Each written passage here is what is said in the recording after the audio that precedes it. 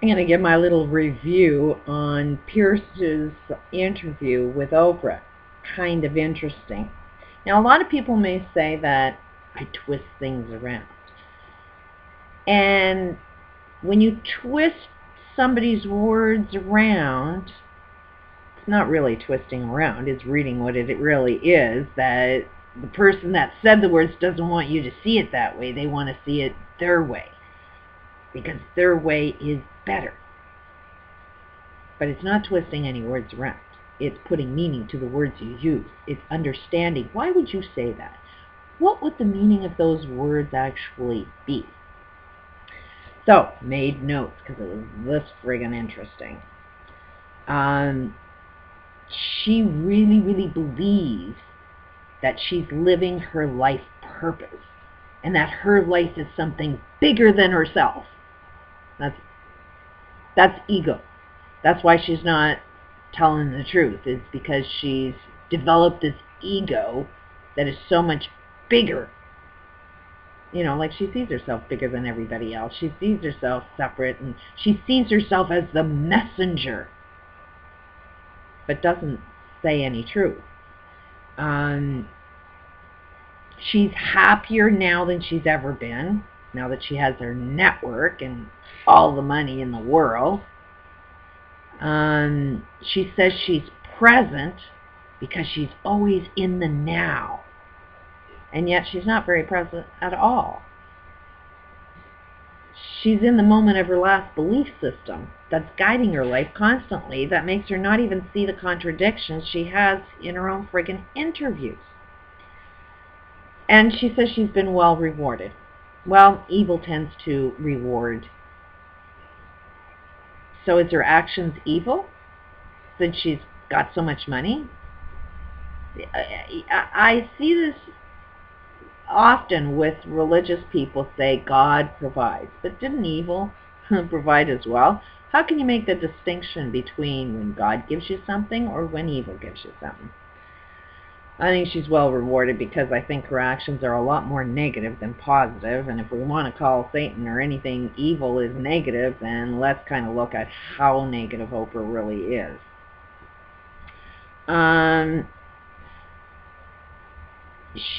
One contradiction is that she really made a big deal about she's never in competition with interviews. She's just so happy that somebody gets to do an interview that she doesn't really care whether it was her that did the interview. Yet, Piers offered her a bet. And if this was true, she would have said, no, I'm not going to bet you. But what did Oprah do? She doubled the bet! It's like, let's make that bet really, really good. Although I don't really have a competition. If you don't really compete, then why do you compete? That's a contradiction. That was a lie. You can't say you don't do something as you are doing it. That might be twisting Oprah's words, but it's kind of looking at her words and seeing if her actions are in alignment. Are they in her now? You know, like, she's not in her now. She doesn't know her now. But yet she's the messenger that's going to teach everybody what now is. She says she's not tough on employees, that she's a really great employee, but all family members have to sacrifice their whole entire life. You know, if you're a mother, you have to give up your mother role, and you have to work 24/7 under high extreme stress. But she's not a tough boss. Yeah, I think we do need to define what tough is, because I don't think she's in her now moment knowing this full definition of what tough is. Sacrificing your children for Oprah, a job with Oprah, I don't know if that's, to me, I would say that's pretty tough. But to some people that just can throw away their kids that easy, it wouldn't be so tough. So, depends on what now, what ego you're judging what's hard. Okay, she says money buys love, in that her brand, you know, the corporate brand she has is love. Why? Because she has all that money. She's given away more than $300 million. Yeah, that was a really nice tax write-off, because she finds writing those tax checks really, really the most painful things she does. So she's going to lower that by putting it off to nonprofits. Nonprofits that are not very functional. I mean, she had a school, they're all being abused at that school. She doesn't really pay attention to what's going around in her environment. She doesn't really pay too much attention to the nonprofits that she gives. Most of the nonprofits that I've been looking at is sort of the idea of give people fish so they can eat for one day. You know, not the teach people how to fish so that they can eat every day. Most of the ways she does donate, which we have to know whether this is included in her calculation of how many millions she gives out, but her idea of love, which is money, is by giving things away, which is nothing more than an advertisement for the corporate world. She gives away a whole pile of stuff, and it's not like she's really giving it away. It's like to have your product on the Oprah show is like, what's that advertisement worth? How do you get on the Oprah show and make it cost less money than the actual advertising it takes to be on the show? Give your product away. You got a good product and you know think the public's going to want it, give it away on the Oprah show and you'll get more advertising than it would actually cost on the advertising show. So that's how Oprah defines love, is by giving you stuff. Because stuff is love.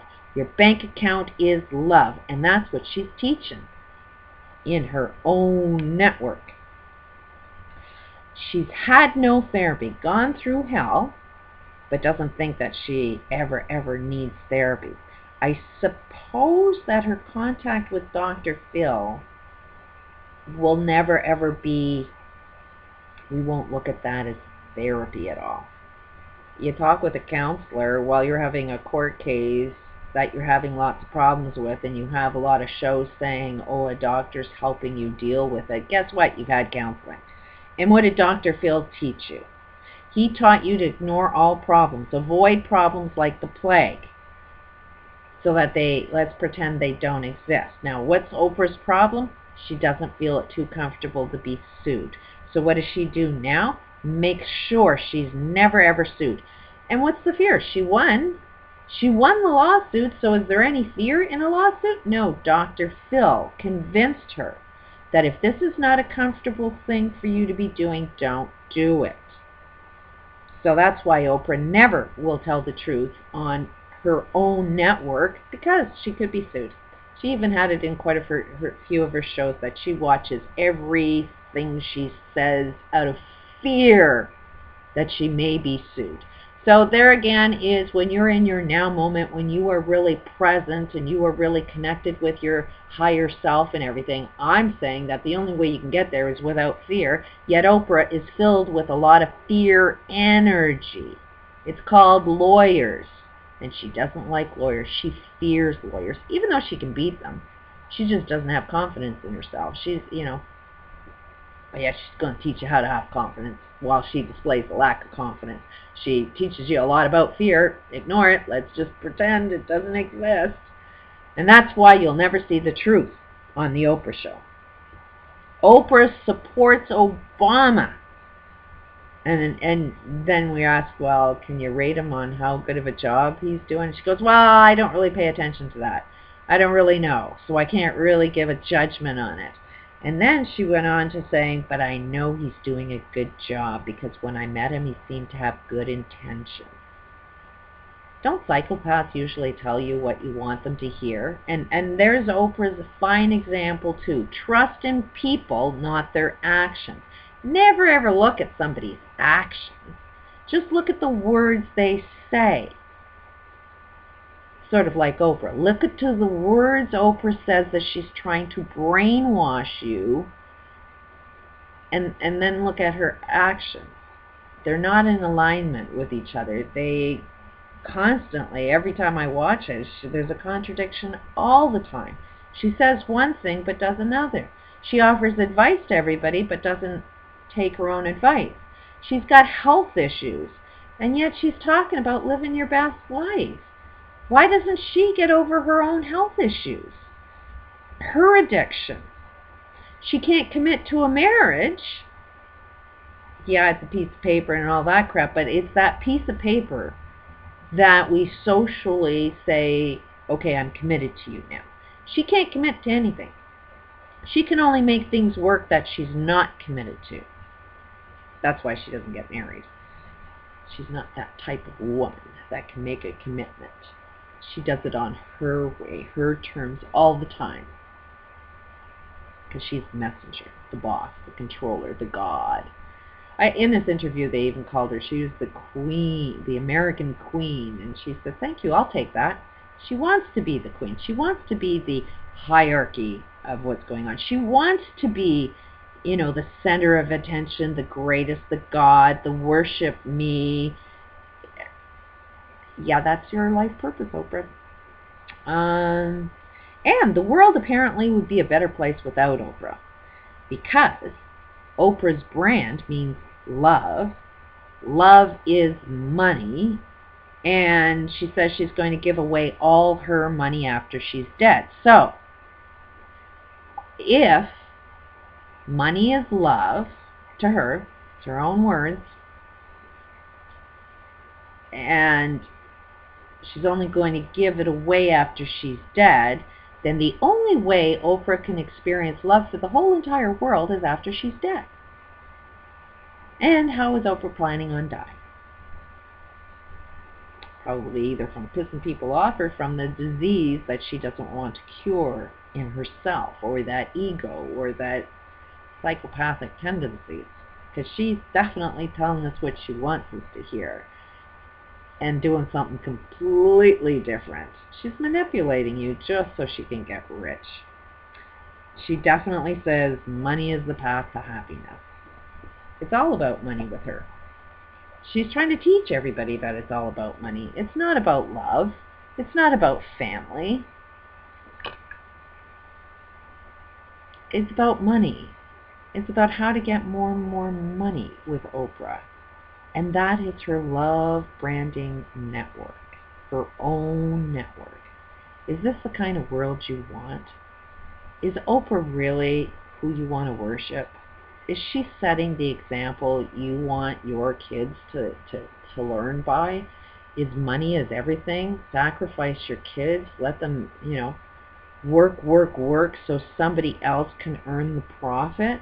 Like Oprah. So Oprah has all of the money, all of the love, all of the worshiping goes to her and nobody else. Don't be fooled by the free gifts she's offering. That's advertising. That's marketing. She only markets towards corporations that can't be loving towards their employees, either emotionally in the right way or the financial in the right way. They can't even tell how to run a business. Do you really think they know how to build a product? Clearly they fail in more ways than one, but Oprah is best buds with all of these corporations that are destroying your freaking planet. Because she gives away all of their stuff. Just so you could feel the love of all of that stuff. And yet all it's doing is making you see only a few people have that stuff. Making you want stuff. Making you be the slave. And that's the transformation that Oprah did. She talks about when she was younger, and wasn't too long ago in her own genetics, her family tree, that they were slaves. Like Tony Robbins, they were in poverty, and instead of solving poverty, the cause of poverty, they decided to be the problem that causes poverty and be the wealthy people that manipulate the masses into poverty while only a few gain. That's Tony Robbins' game, is how to manipulate, how to brainwash, how to do everything so that you can become rich. I've been at his seminars. Oprah is totally in alignment with Tony Robbins. They offer the worst advice. That's why I have a hard time watching her shows. Now every time I watch it, I'm just going to report on all the contradictions, all the lies she ends up saying. She's definitely double talk. But you got to see it. I know she means well. She just doesn't know how to do well yet. Peace out.